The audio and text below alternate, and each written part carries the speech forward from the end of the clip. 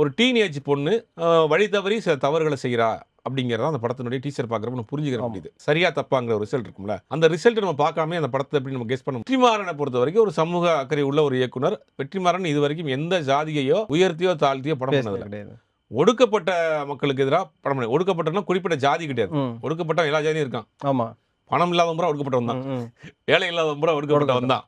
அப்படிங்கும்போது எங்கெல்லாம் பாதிக்கப்படுறானோ அடக்கி வைக்கப்படுறானோ அவனை பத்தின கதையா இருக்கும். கம்யூனிசம் சார்ந்த கதையா இருக்கும். எல்லாரும் கிடைக்கணும், எல்லாரும் சமமா இருக்கணுங்கிற ஒரு கதையை தான் சொல்லுவார். அப்படி உள்ள ஒரு சமூக அக்கறை உள்ள ஒரு இயக்குனர் எப்படி இந்த படத்தை ஒரு இந்த மாதிரி ஒரு பணத்துக்காக ஒரு ஒரு அனாச்சாரத்தை கொடுக்கக்கூடிய ஒரு படத்தை எப்படி அவர் பண்ணுவார்? அந்த இதுலேயே நமக்கு லாஜிக் இருக்கு. இந்த படம் பண்ணி தான் அவர் லைஃபை ஓட்டணுங்கிற அவசியமும் கிடையாது. அவர் ஆல்ரெடி அவர் பிஸியான ஒரு இயக்குனராக இருக்கார். அப்போ இது ஏதோ ஒரு மெசேஜ் சொல்ல வர்றாங்க. படம் வரட்டுமே, படம் வந்த பிறகு நம்ம பார்த்துட்டு தான் அதில் விமர்சனம் பண்ண முடியும். ட்ரெய்லரை வச்சே கொதிச்சு எழுந்து வெற்றிமாறனுக்கு சாபம்லாம் விடக்கூடிய அளவுக்கு போகிறதுக்கு என்ன இருக்குது?